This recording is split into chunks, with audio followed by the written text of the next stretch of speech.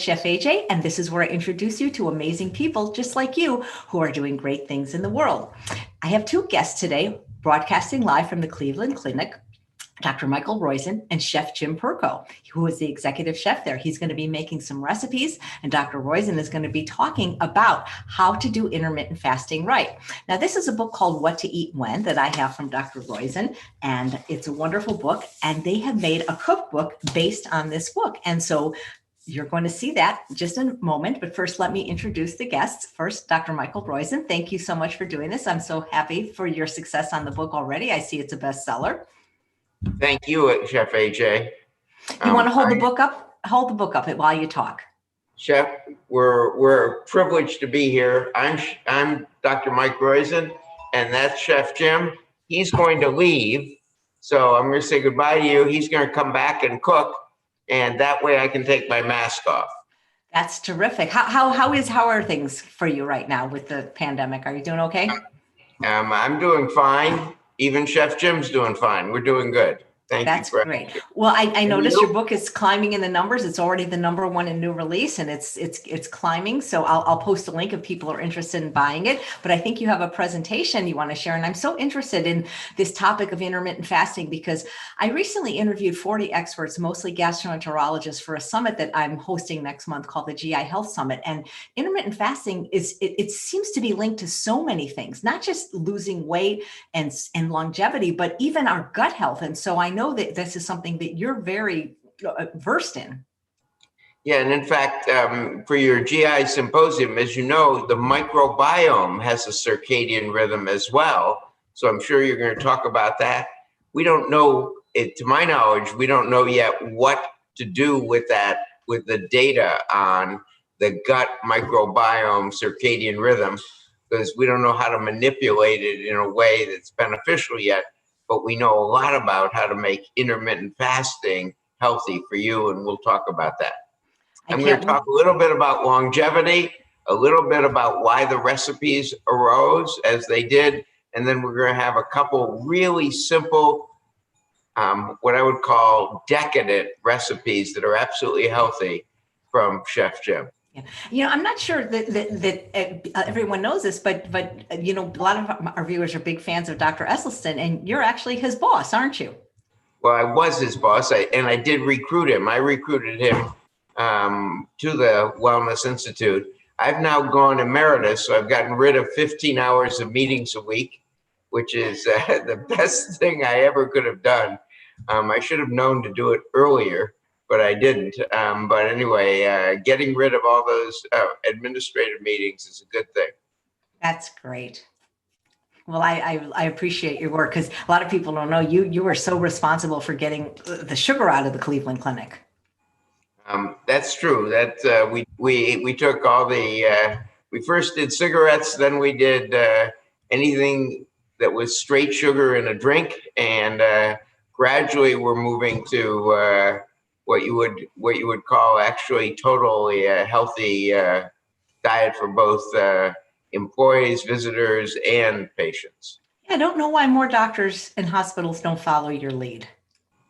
Well, it's not easy to do with the purveyors of food for hospitals.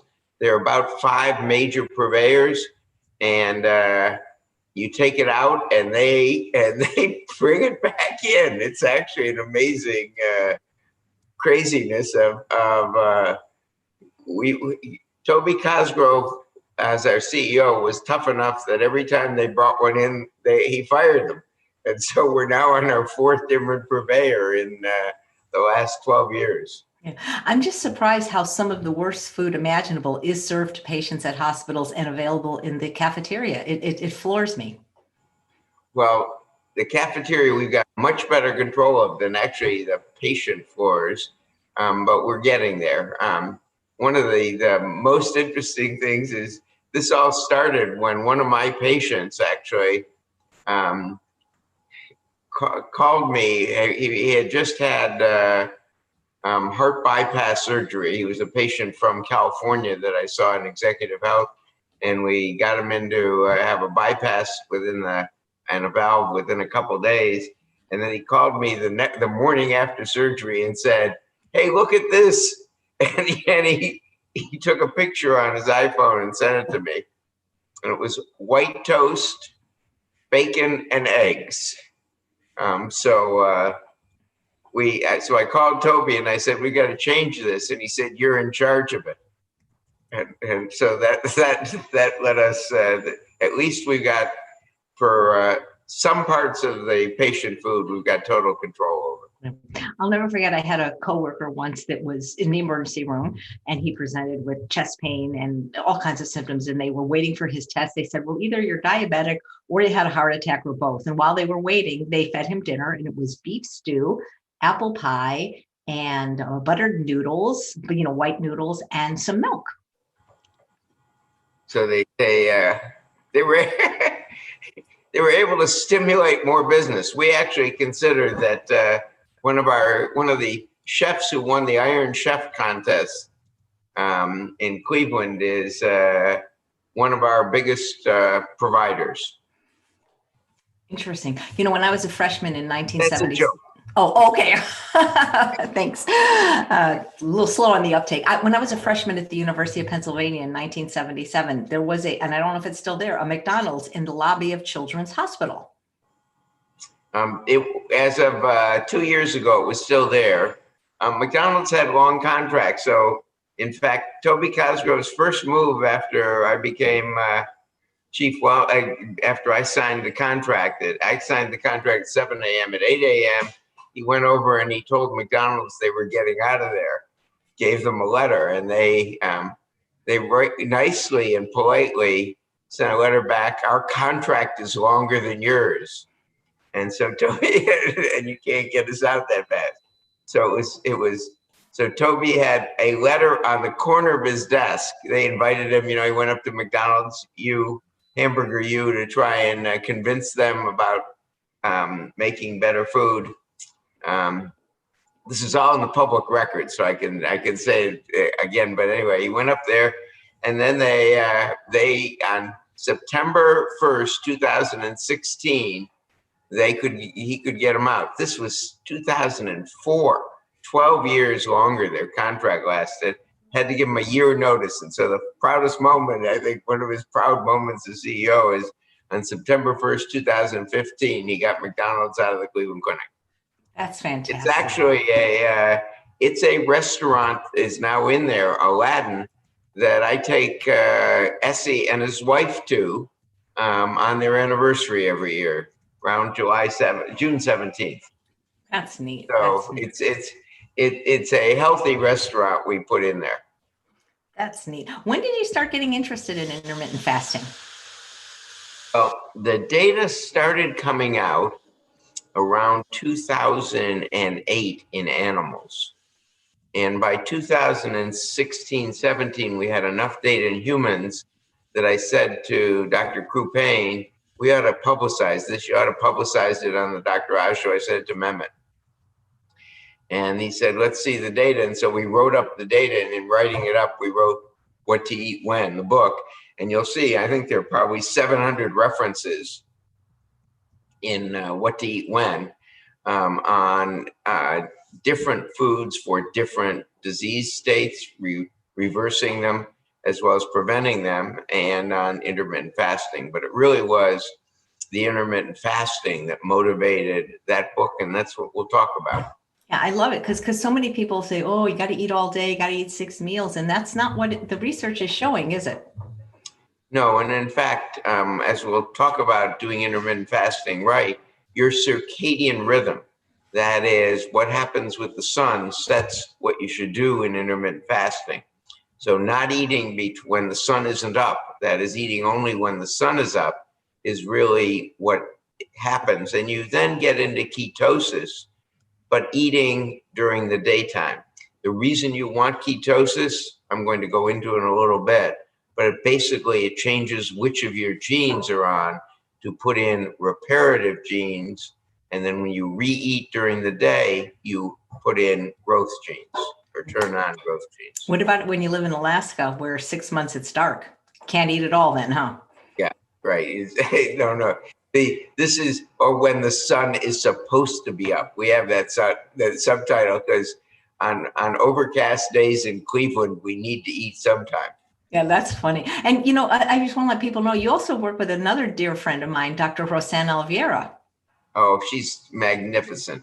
What a delightful person. She and I run a conference in December that's online this year. So it's always the first weekend in December. It's usually at one of the hotels in Las Vegas, the Four Seasons, and they change the food for that weekend totally. And they make, in fact, the food that is Esselstyn and, if you will, what we call Cleveland Clinic Go Wellness Healthy that weekend. But she and I do it. We're now online. So if you go to Cleveland Clinic, I think it's Cleveland Clinic CME. I probably don't get it right, but it's Cleveland Clinic .org/CME/wellness, and you can sign up for that. It's an online conference that focuses on wellness. We're actually focusing on longevity, skin, hair, and bones this year. So there's a lot of data on what to do for skin, hair, and bones, and we're changing longevity, as you'll hear. I'm giving you 15 minutes of longevity talk today in this food talk. Nice. Did you want to start your presentation, Dr. Roizen? Let's go ahead. So I'm going to try and do screen share, Chef AJ. You have been, so, I don't know, I'm sure your listeners know how important you've been to getting the whole field moving and to getting it to be more popular. So all of us, I've done a little science, but all of us owe you a debt of gratitude, because getting behavior change is much tougher than knowing what to do, and you've gotten behavior change. So thank you. Thank you. I just like to make delicious recipes that people will enjoy, and they just happen to be healthy. That's a great thing. So hopefully we'll share this now. And yep. It's working. Good. And yeah. So we're talking, this is the What to Eat When cookbook, and What to Eat When was the original article. It really is a strategic plan to improve your health and life through food. And as you can see, Chef Jim Perko created about half of the recipes. Dr. Croupain created most of the other half. I think I created 2 recipes in there. But the good news is they made it in a way such that I could cook it. I'm an amateur. And the other thing that goes in here is it's a book that has a lot of technique, because Chef Jim, as I like to call him, Chef Jim said the most, and keeps saying, the most important ingredient in any recipe is the technique with which it's created. So technique in cooking is really important, and he'll talk to you a little bit about it. I see he's got some broccoli behind me. One of my favorite things, and how to make broccoli crisp and keep it crisp is one of the tricks he'll tell you about.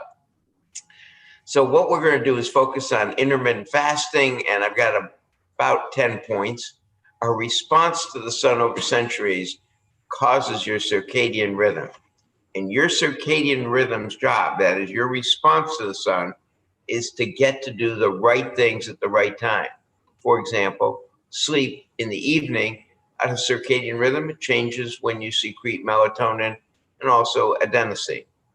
Your circadian rhythm sets you up to be more metabolically active during the day. It wants you to be a hunter-gatherer during the day. That's how it evolved.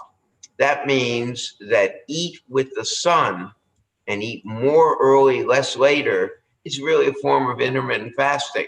If you don't eat between 7 p.m. and 10 or 11 a.m., that's getting that 16 hours that sets off ketosis and does intermittent fasting right. So intermittent fasting done right is really what we call the Wen way of eating. Most people are making 2 mistakes during intermittent fasting. A big late meal, that is, they eat their biggest meal late. Wrong. So one of the keys is to eat 80% of your calories before 3 p.m. The second mistake people make is concentrating only on the when and not enough on the what. They don't do, in fact, enough plants and even enough, if you will, seafood and salmon. Food is a relationship. That is, you should only eat food you love that loves you back. You wouldn't marry someone who's trying to kill you. You shouldn't eat food that's trying to kill you. So food is just like a marriage. Only eat food that you love and that loves your body back. Eating the Wen way is another thing is don't stereotype food. So salmon burgers or cold pasta are great for a first meal, and a salad or egg white veggie omelet is great for a last meal. So we really wrote What to Eat When to publicize the science, to do what you do, Chef AJ, so well, get the science and get technique out there. We wrote the cookbook, excuse me, to help people easily and deliciously follow the science to live younger longer. And we'll demo a recipe or two as we go through. So I want to just go a little bit into longevity. We've expanded our life expectancy from 1880 to 2020 by 2.5 years every 10 years. But we believe longevity will be the next disruptor and the greatest disruptor. And you can be part, everyone listening can be part of designing the future. What do we mean by that? We've gained 2.5 years every 10 years, but we're going to get a big leap forward, we believe. This is the curve since 1880. If you see, it's gone up in a relatively straight line. Women always a little longer life expectancy than men. The first 60 years were improvements in population health and childhood diseases such as immunization.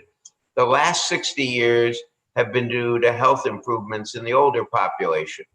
We now believe that the next 60 years will be understanding the mechanisms of aging.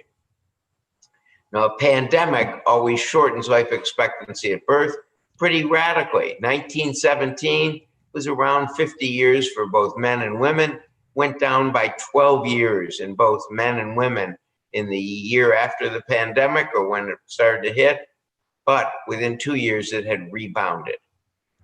A pandemic shortens life expectancy and population growth, but even though we lost 2.5% of the population, we rebounded fast. We're now experiencing two pandemics, both opioids and COVID-19. We expect that we will rebound quickly. So life expectancy, 2.5 years longer every 10 years, but there's going to be an exponential kick in the next 10 years. People can change behavior and prepare for this great age, what we call great age reboot. We think you're going to be able to make yourself 30 years younger, if you will, in the next decade. What does that mean? Instead of living to, if you will, instead of 60 being the new 40, it's going to be 90 is the new 40. So you're going to function with a much longer middle age or much younger middle age. And at 90, you'll probably still be working in 10 years. Meaning from 2030 on, most 90-year-olds will still be able to be working vibrant. So you're going to make yourself much younger, as I'll show you in a little bit. That's why we think longevity is the next disruptor, and we can all be part of designing this. We now know that all genes do is make proteins or watch other genes, and which genes are on or off are largely under your control. When the Genome Project started, we thought we had enough DNA base pairs for roughly 300,000 genes, but they only found 22,500 for us humans, if you will. So what was the large other part of the base pairs? It was actually switches, epigenetic switches that turned on or off your genes. And they're still there. They're in the silent part of the genome. So 22,000 are unraveled and attracting mRNA, which produces proteins by lining up against them, whereas the heterochromatin, the thimble part, is the largest part of the gene. So 1,500 of your genes are active, 21,000 are inactive in this part, and the switches you have, that largest part of the DNA, controls which of your genes are on or off. But when you were an 8-cell organism, you had genes that gave you perfect settings for you. that is without errors. You still have those genes, and they're in the silent part. And what's incredible is now 6 groups have unraveled those to make you and to reset your, if you will, your operating system, at least if you're an animal, guinea pig, beagle dogs, mice, rats, and one other species has been made to be as young as they were when that is their gene settings back to the 8th stage area. What does that mean? You could take a fat cell and make it into a heart cell, or you could take a bone cell and make it into a brain cell. That's where we are in animals, and we'll show you a little bit more of that. This is what we know to do now, and this is just stress management. N1 is before the stress management, N2 is 16 weeks later, M is a year later, and you see this is called the heat map because the genes that are on are red. So these are strips of genes from 50 different people, same 50 people 16 weeks later and a year later, and you can see these genes were on and got turned off. Conversely, these that were off largely got turned on. It's not perfect. People don't do stress management perfectly.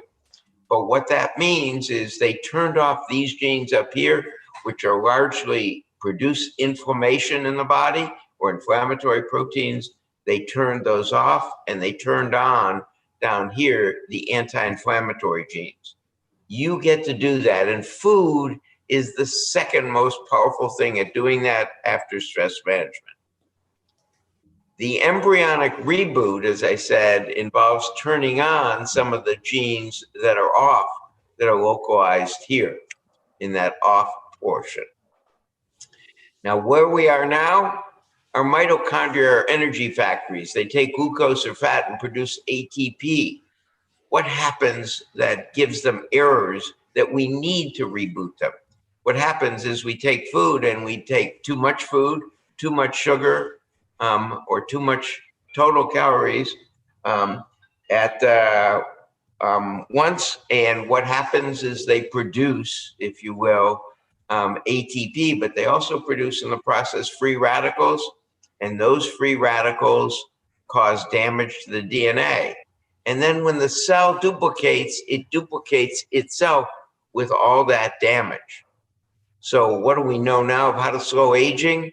Well, we can slow aging by smaller meals, less sugar in our meals.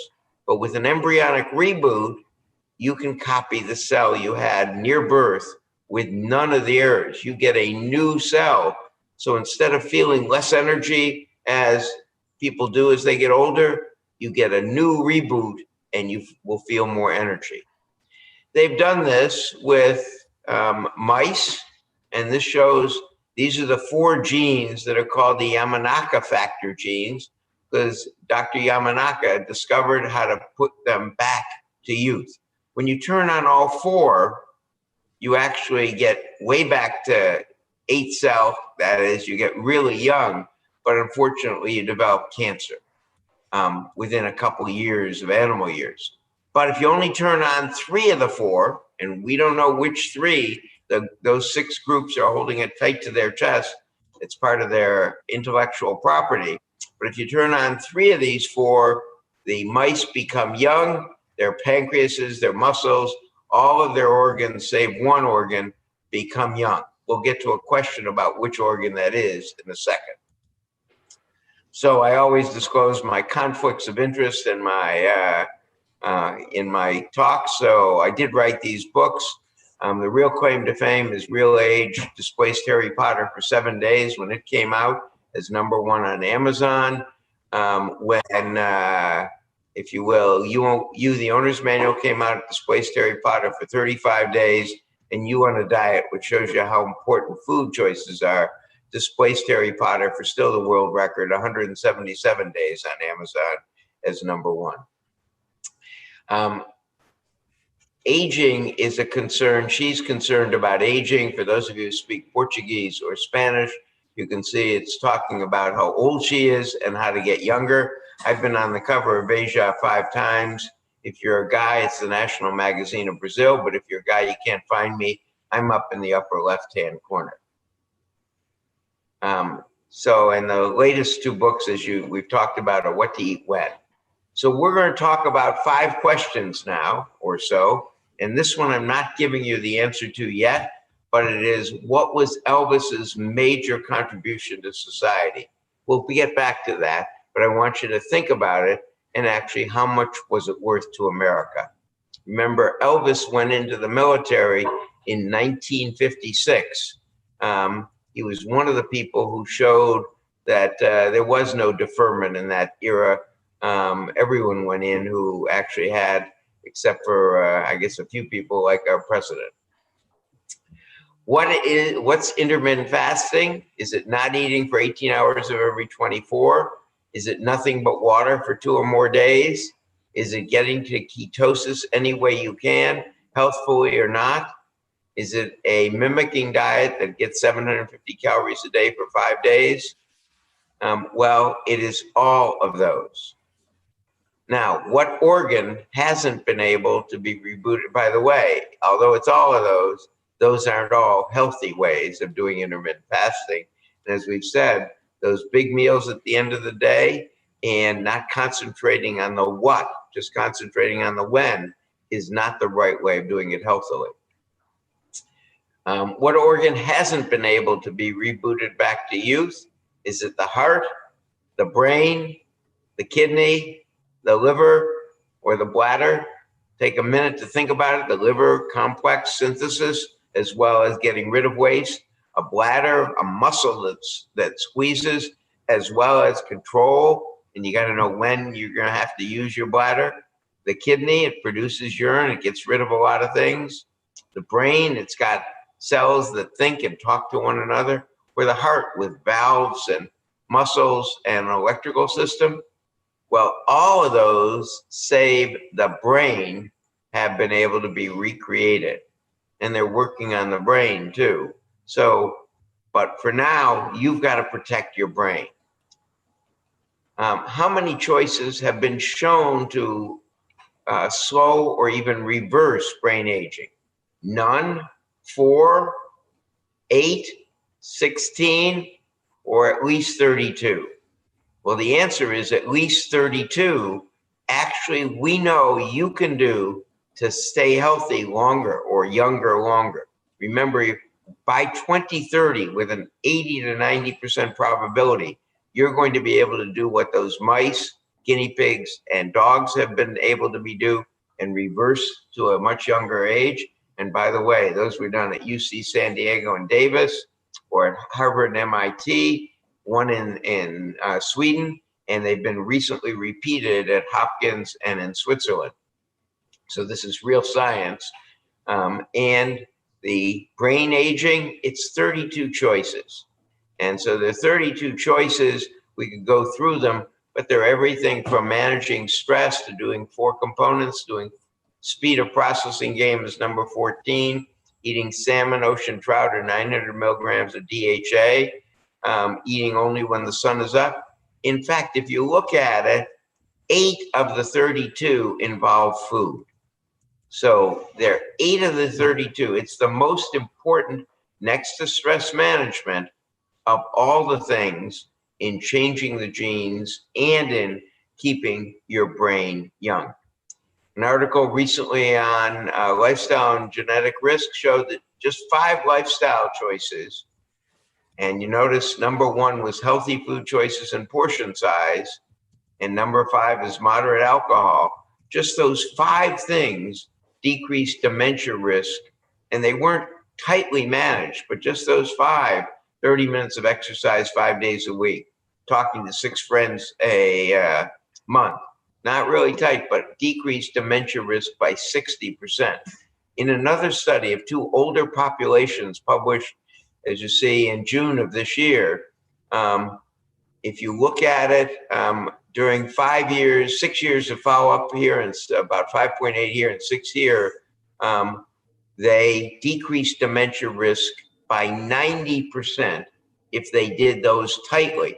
But just doing food rigorously, that is doing what we call the what to eat when diet, or the you on a diet, or what you teach Chef AJ in as a diet, doing those things. That is, basically it's a pesca Mediterranean with less red meat and a little less oil and a lot and no sugar added, and no dairy, had a 60% reduction in dementia risk over that 6-year period by that alone. No matter what your genes were, even if you were E4, the highest risk group for dementia and Alzheimer's, 60% reduction by that alone. So diet is important. That's why we talk about the intermittent fasting. I've already gone over the outline of where we're going to go. So let's just start to go there. So when we talk about it, you should eat food that you love. So I've got a picture of in the kitchen with Chef Jim and me. We do an episode every week. It's posted on Vimeo. And this time, and I'll send you the links, Chef AJ, but this is how do you make broccoli with ginger tahini and satay sauce. It's absolutely exquisitely delicious. I have it, it's one of my favorite lunches. It's also can be a favorite dinner because it's not very many calories. It is great. And so what you want in food is something you love and that loves you back. This loves you back.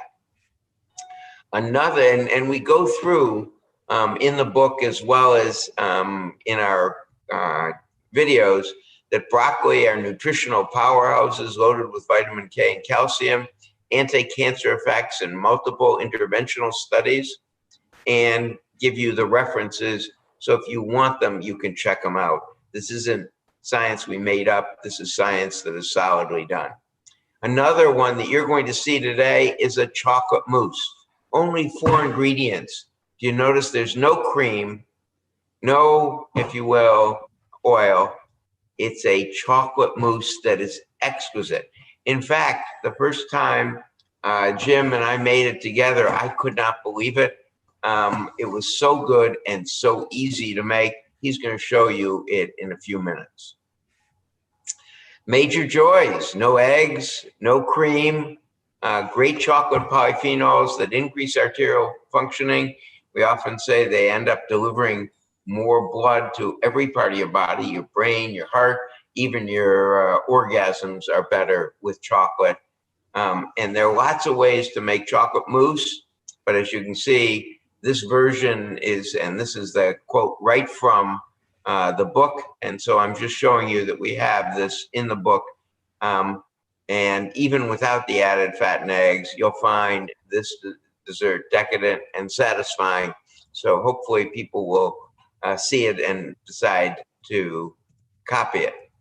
Now, you should only eat food you can have a loving relationship with. What's wrong with red meat and eggs and fish and cheese? They change the bacteria inside your gut to produce trimethylamine.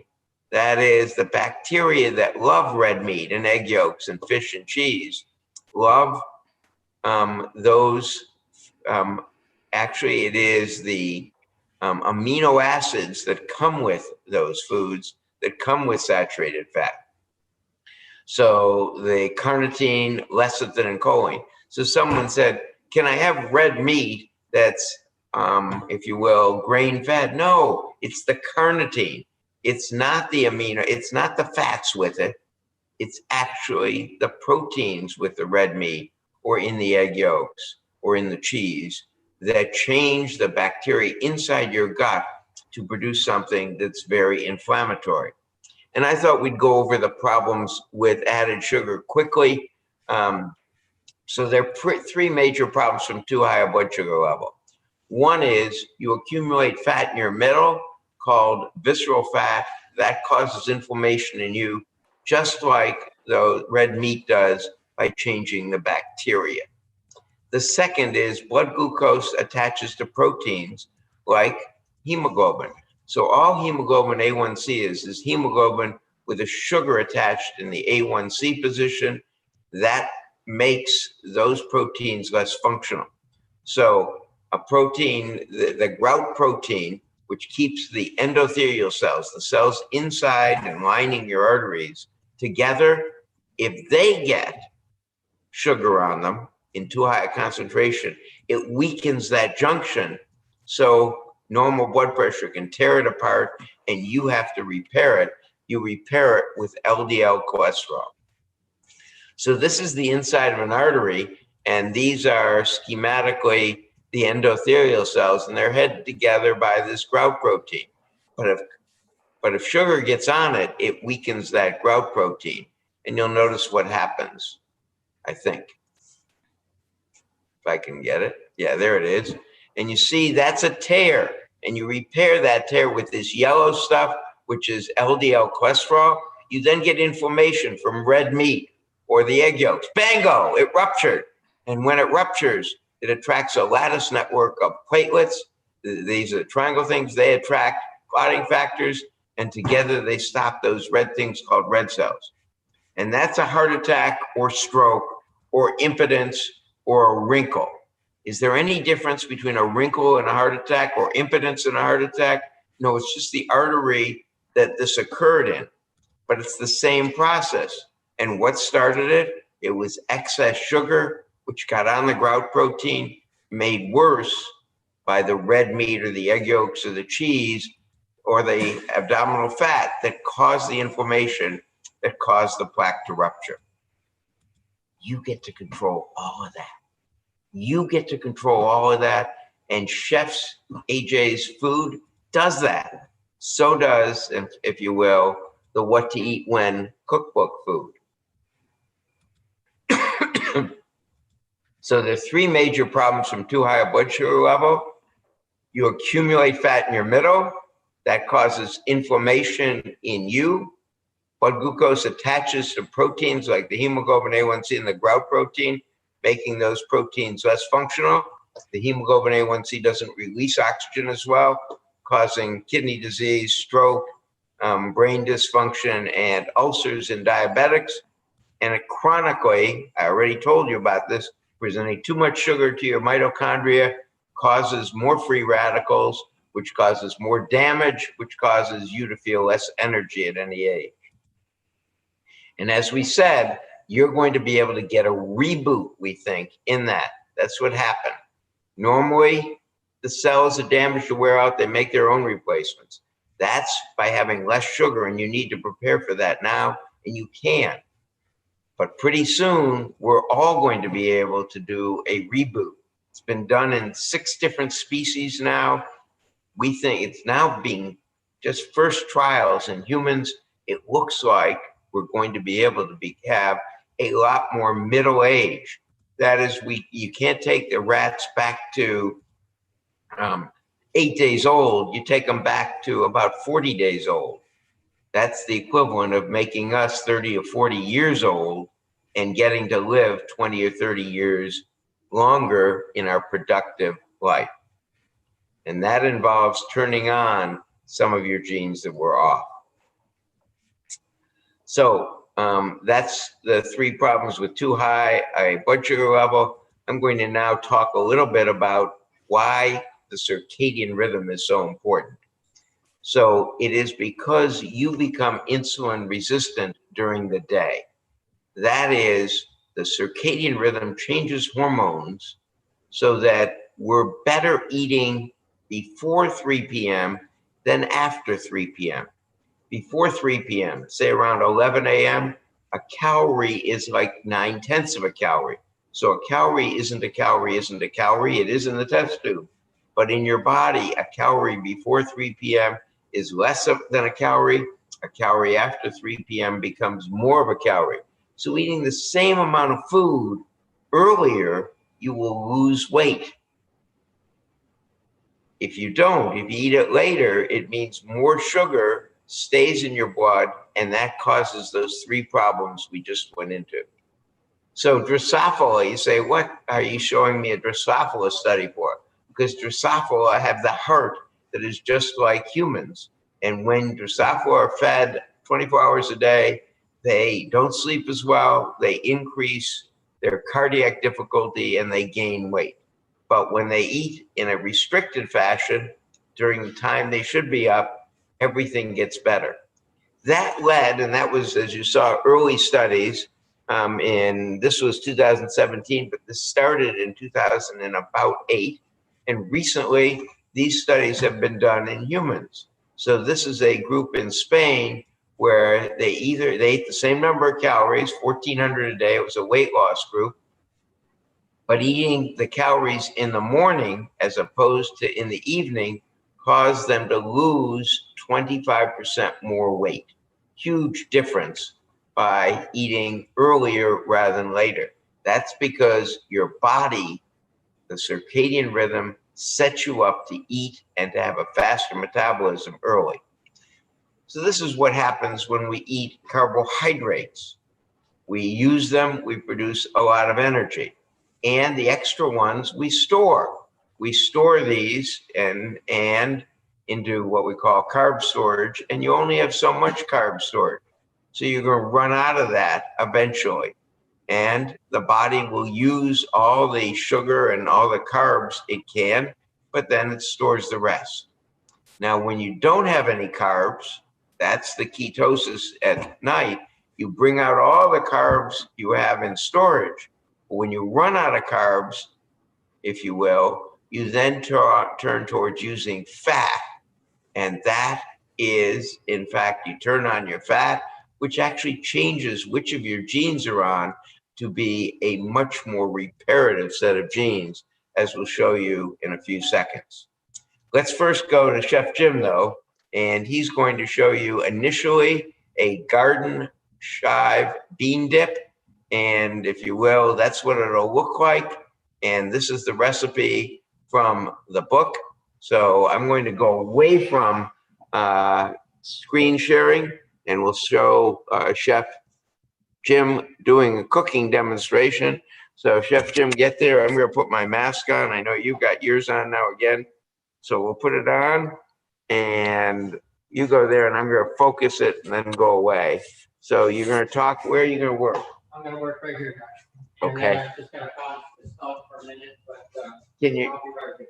Okay, you got to speak loudly so they can hear you. I will. And you can take your mask off because I'm going away. Got it. Okay. Chef Jim, do you what do you make? What do you do at the Cleveland Clinic? Okay, so I'm going to mask now. So, hi, Chef AJ. So, I work in the Center of Integrative and Lifestyle Medicine, and I'm just going to tilt this up a little bit. I think just a smidget right about there. And so, this is my 35th year with Cleveland Clinic. I was in restaurants, hotels, and clubs, and 35 years in healthcare now. But it's been 12 years with Dr. Roizen, and I heard that you mentioned Dr. Esselstyn. So I've been working with Essie and doing his patients for 15 years, okay? And as you know, Essie is a no-oil person, right? I also heard you mention about Roseanne, and so Roseanne and I, last year at Dr. Mike's medical conference, we presented a program, a session just on culinary medicine. And so what I've been trying to do is develop culinary medicine curricula for the Cleveland Clinic enterprise. Now, culinary medicine, lately it seems like it's turned into a buzzword, and there's many different depictions of what culinary medicine could be. But what I'm trying to create and develop for Cleveland Clinic as culinary medicine, that it is the evidence-based science. Now, the science is across the board, right? Do you have oil or not? Gluten or not? And so on. You know, one doc says this, one doc says that, and you know, science is across the board. So we try to take the strongest science, right? So it's the evidence-based science of food, nutrition, and medicine combined with the joy and art of cooking. That's culinary medicine. And basically, here's what that means. If you are advised by a physician that you're a celiac, now gluten's not going to love you back, but you still should enjoy your food. So whether you're on a celiac diet, a cardiac diet, a Crohn's diet, a diabetic diet, it doesn't matter what diet you're on, you should be able to enjoy your food. In culinary medicine, how you hold that knife in your hand applies to any diet. So when we create culinary medicine programming, I try to create a technique-driven curriculum. So as Dr. Roizen mentioned earlier about about the technique part, the single most important ingredient in any recipe is the skill of which it's executed, meaning I could take one recipe, give it to 5 different people, and I can get 5 different outcomes from the same recipe. How do you know when it's time to flip return? Time and temperature, degree of doneness. We got different pots, different stoves, right? All that stuff, right? So technique driven is important. So if I could teach somebody how to make something sweet without adding sugar, moist without fat, savory without sodium, bulk without grain, density without meat, how to cook without oil, whatever, then you could do that on any diet. It's a technique that transcends any diet restriction, right? So that's why the techniques are so important.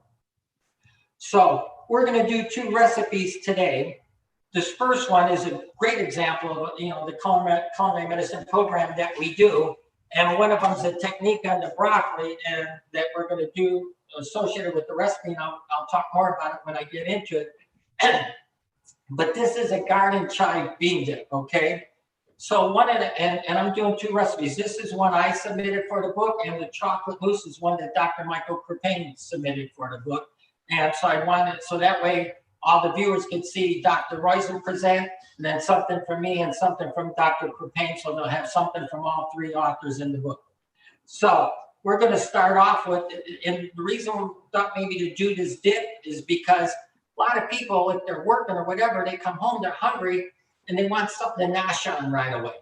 So this is a great thing that they could use to nosh on, and it'll last easily 3 days, okay? So first thing we got, you just get a 12-ounce package of lima beans, right? So legumes are really good, which, by the way, that touches on a subject, how the science can be across the board, right? So, there's a doc out there named Stephen Gundry who wrote a book called, I think, The Plant Paradox, and Kelly Clarkson, read it, drops a lot of weight on it, and he talked about lectins in legumes. But most people thought, well, geez, then I'm not going to eat legumes, right? But if you look at all the blue zones in all the countries, that's a mainstay of their diet are legumes, right? But lectins are in there when they're raw. Nobody eats a raw pinto bean, they cook them, right? So these are lima beans, good source of protein, good source of fiber. Anybody could just buy a bag and just put it in the microwave if they had to. 1, 2, 3, quick, right? So I put the lima beans in a food processor. Green peas, same deal, lima beans, right? You buy the bag, you put it in. I got a cup of green peas, okay? I got a half a cup of artichokes, right? You can get them in a can, rinse them, that goes in, okay? I have 5 tablespoons of fresh squeezed lemon juice. That goes in, okay? I have a half teaspoon of cumin, 1/8 teaspoon of black pepper. I got 2 teaspoons of fresh garlic. And by the way, this is a great example of getting more nutrient out of the garlic. So from all the research I ever looked at, that if there's a benefit to garlic, it's in the oil, in the allicin. So when you're going to peel your garlic, rather than people that take it, they go to break the clove. Well, when you do that, you got to be careful, because if you smash too hard and break it, you release the oil sticks to the paper sticks to your finger, and you are losing what science says has the benefit. Instead, you want to try to peel that clove while it's still intact, and you can do that easily. You take a knife, don't sever it, go on one end, roll it out, cut it on the other end without severing it, and it'll roll right out of there. And they also have these tubes and things that you can do to roll it without, releasing the oil. And then once the garlic is peeled, then you can mash it, and now you can scrape it and capture the oil, or capture what science says has the benefit to the garlic. Okay, so that we put the garlic in, and in all of this here, I only have 1 teaspoon of salt. You could easily do a half or less if you want. And then we have a half a cup of tahini.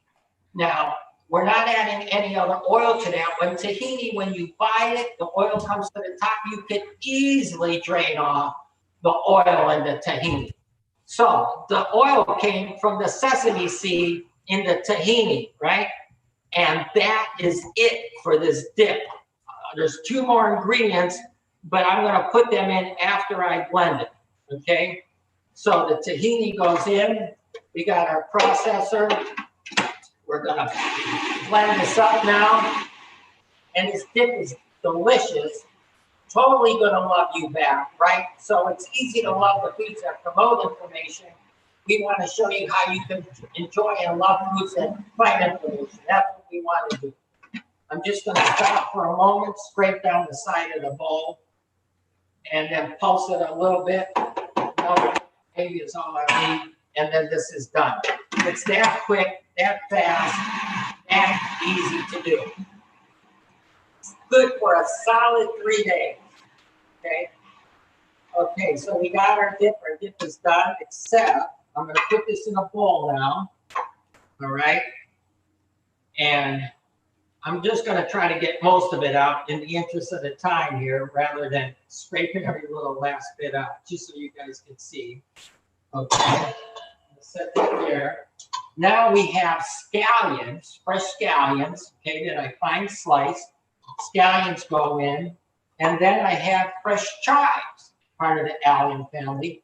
That goes in, and so now we're just gonna fold those in to our garden chive dip, all right?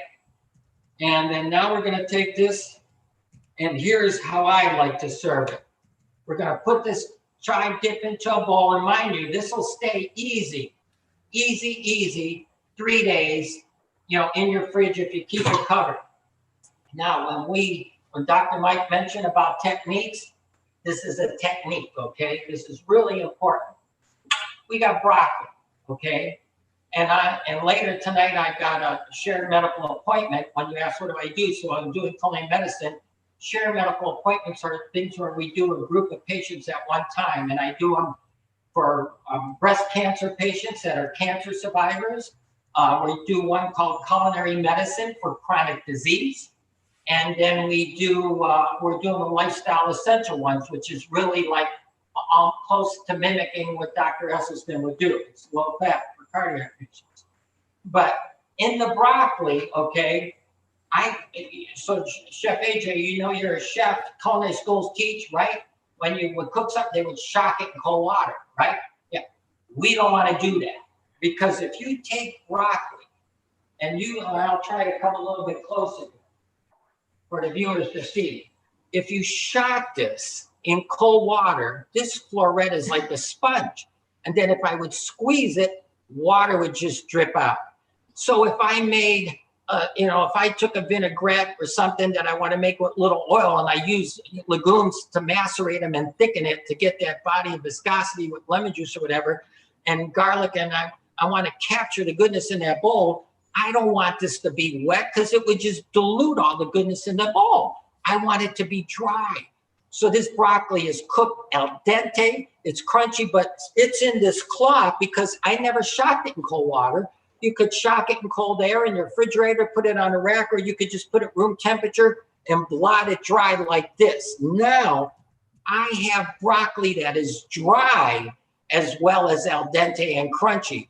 Because it's dry, it will absorb all the goodness of whatever it is I want to put on it. Or like Dr. Mike referred to earlier, one of the recipes in the book was a tahini satay sauce, because it wouldn't dilute it because it was dry broccoli. That's a culinary medicine technique, okay? Because we want you to enjoy your broccoli and the flavor. So now, instead of having, crackers, whatever, what I like to encourage people to do is I'll take vegetables, and I have 4 grandchildren, and I do this with them. So we'll take the vegetables, and I'll put it, whether it's baba ganoush or whether it's, hummus or whatever, especially this bean dip. And so now what we do is we'll take vegetables, and this becomes your dipping implement to dip on whatever it is. So now you're getting broccoli plus the legumes and everything that went, the peas, everything that went in here. Totally gonna love you back, right? Yeah, okay. So that's that dip. All right. So now, the next recipe that we're gonna do, this is one that Dr. Perko submitted to the book, was actually created by a French physical scientist purvey, right? And when I was trained, you know, and I always believed that any water and chocolate would seize chocolate, right? Well, this only has 2 ingredients, really, just water and chocolate, okay? So we have our chocolate here, okay? And got 1.5 cups of chocolate. And so the chocolate, what we did was, and I'll show, the chocolate, we took it, we shaved it, right? Like so, and I'll come closer so everybody can see. So here's the chocolate, and we shaved the chocolate, like so. Right now, by the way, this is dark, bittersweet, 70% cocoa chocolate, okay? It's Belgian Calvin, right? So now that goes into the bowl. And then we want to bring our water on top to a simmer. And the water, we just take the water and hot water right into the chocolate. It goes in, and we got to keep whisking and whisking and not stop. And that's, I think the key to this is not to stop. And I'm going to bring this closer so you can see. And what will happen is 2 ingredients. Here's what we got. Just chocolate and water. And now you can see pretty much how thick this is getting. It looks just like a mousse, okay? You know, now you could flavor this, all right? If you wanted to flavor it, you know, so one of the ways you could do, you could take like the zest of an orange and flavor it, right? You know, or you could even add a fruit puree if you wanted to. But here we go. Here's our chocolate. We're good. We're done. And you could see, there it is. I'll put some in some stem oil, and you'll be able to get a good idea now what this looks like. Okay. But most people will be able to do this relatively easy. If you take a banana and you freeze it, it's just like banana ice cream, right? And so you could take this and put it on top of a frozen piece of banana, and instead of having a sundae, you would have that. I'm gonna put this here, mask up. Dr. Roizen will come back in. He can talk more, but that's an example of culinary medicine. And so also, Chef AJ, where we're going, I'll leave you with this last piece. One of the things that we're doing that I really want to focus on doing here, and we started is we created a culinary medicine consult. So what I do is, a culinary medicine consult is I have to capture, it's one-on-one, I'm the provider, and I capture first the person's food preferences. My wife and I raised 2 kids, they didn't like the same thing. We have to know their ability to cook and prepare meals, their culinary literacy level. We have to know can they stand for long period of times, and so on like that. And then what they have available in their kitchen, everybody's got different stuff. And last but not least, any dietary restriction. Once we find that out, now we can help them execute a prescribed nutritional consult, be it by a physician or a dietitian. That's the power. If we could get more chefs to do that, we could all work closely with docs to help them. So thank you for having us, Chef AJ. I really appreciate it. Well, thank you. You're a I can tell you're a wonderful chef. It absolutely looks amazing. People are asking if there's a way they would be able to get the recipes. I assume buying the book, but they're asking if they could like have them right now and we can put them in the show notes. They look spectacular and not too difficult. I hope you're still here, Dr. Roizen, because I'm only seeing your slides right now. They're really easy to do. So let me go back to where we left off and show you where these are. So I hope you're seeing this. So this is the garden, if you will, chive bean dip. It has just healthy things in it, and we go through it. And that's also the chocolate mousse. Again, just water. You can add Grand Marnier if you want to, but it's basically, that's all. Now, no eggs, no cream, great chocolate. And we'll send you the recipe, these 2 recipes for the show notes, but obviously we have 135 exactly more. There are 135, it says there are 135 recipes, but there are 3 salmon burger recipes, so we will give these for you. One little more data on time-restricted feeding, randomized crossover, 4 days of eating early in the day versus 4 days of eating the same calories throughout the day. What happens? Every longevity marker that we knew to measure got better in just 4 days, as did markers of aging, stem cell repair, and inflammation, all improved within 4 days. Really remarkable. What's happening, and Roseanne teaches this as well, after 10 to 14 hours, you run out of glucose, you start transforming into ketones. Those ketones, no matter what your normal diet, those ketones turn on, if you will, recycling of imperfect cells. That suppresses mTOR and turns on brain-derived neurotrophic growth factor. That's like miracle growth for your brain. So what we're doing is repairing other parts of your body and increasing brain cells. The message, the Wen way of intermittent fasting, time restricted, is doable, and it's a reasonable way to stay healthy. There's the article reference from the New England Journal. And in every species, where they look at bacteria, yeast, mice, worms, it extends life expectancy a considerable amount of time. What you're really doing is getting rid of the old cells, getting rid of the old cells and producing young cells. So let's see if I can show that again.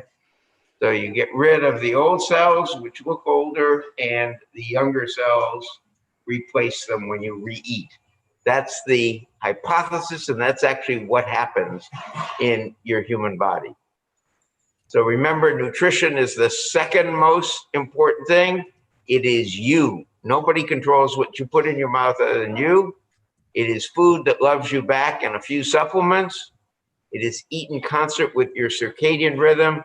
And the technique of preparation, as Chef Jim Perko showed you, is important. The 10 commandments, there are 10, but we can go through a few of them. Eat only when the sun is out, more early, less later, stop stereotyping food. So cold pasta, fine in the morning, or salmon burger, salad, or egg white with veggies, fine in the evening. You can eat well in any situation. You control it, so you get to eat well in any situation.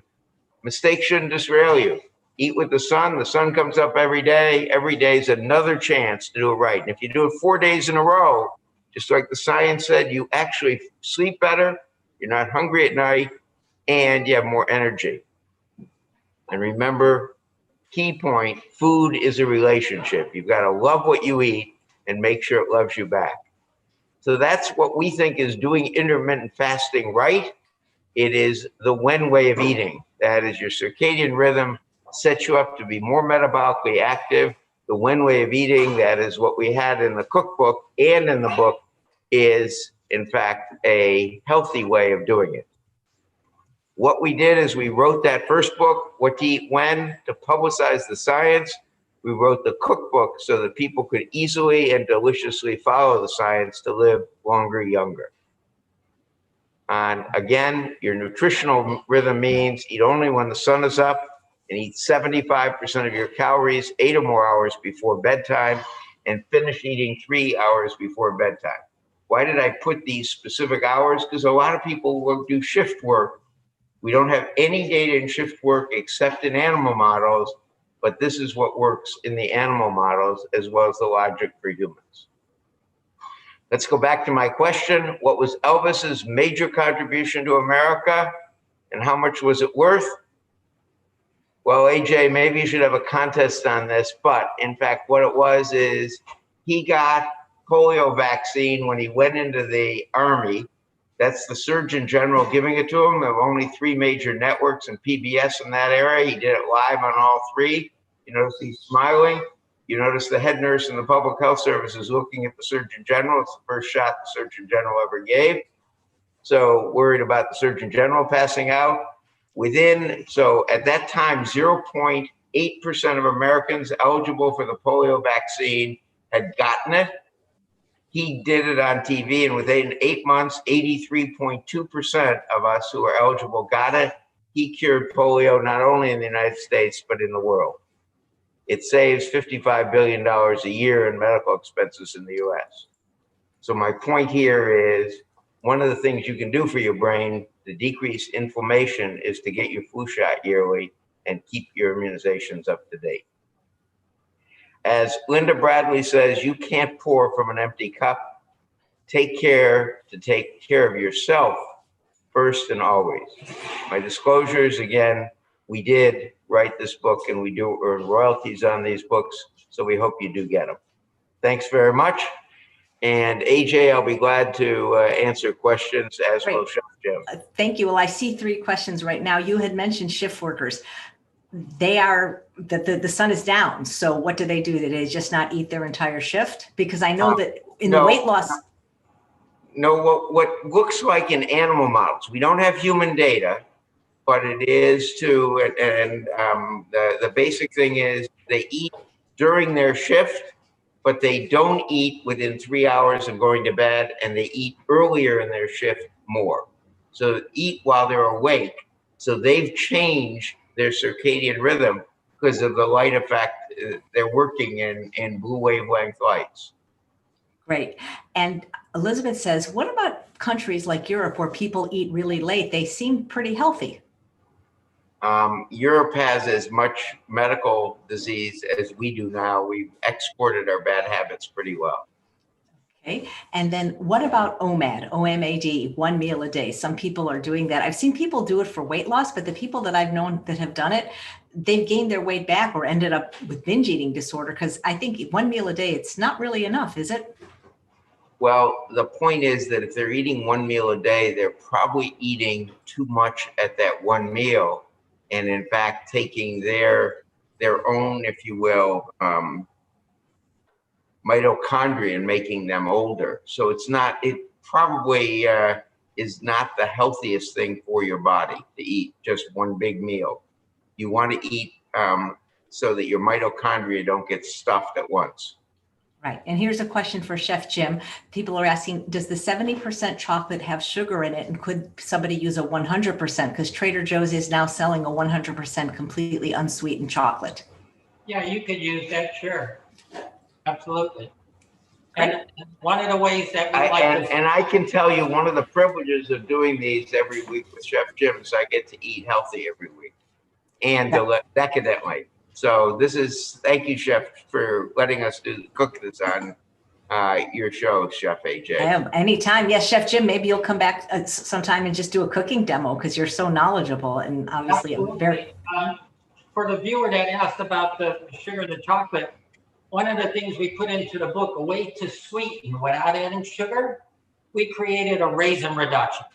Equal parts, cup of raisins, cup of water, 3/4 cup of water, cover pot, 15 minutes, reduces down to about 3 tablespoons, put it in the blender, you get a raisin paste. What happens is, if you eat a prune, you get the dietary fiber, right? Prune's fiber, but you got the sugar attached to the fiber. Raisins got protein, antioxidants, right?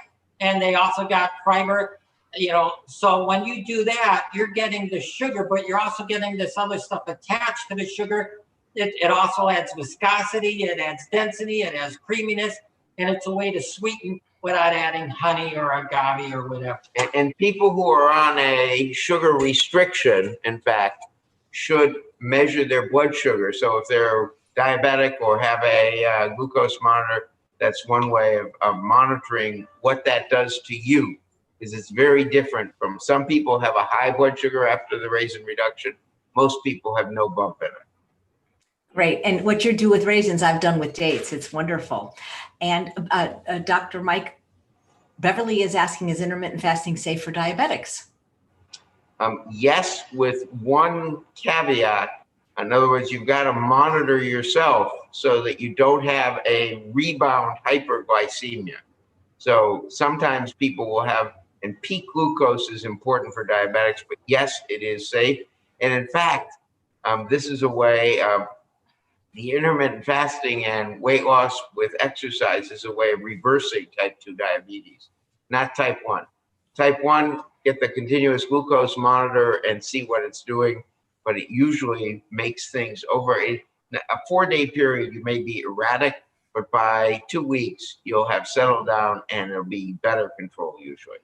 Great. And here's a question for both of you. Do either of you ever get to eat at Essie's house, and do you like Anne's food? Jim cooks Anne's food all the time, and I do get to eat there occasionally.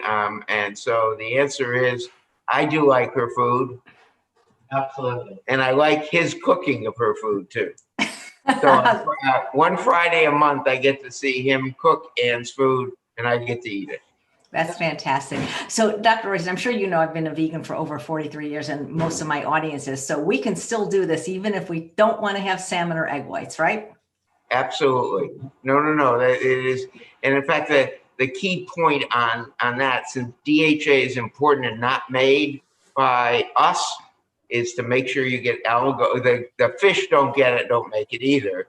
They get it from algae and plankton, which eat the algae. So get it from your algae, and there's plenty of algal DHA, as well as plants such as chia seeds and walnuts, sources of ALA, which gets metabolized in small part to DHA.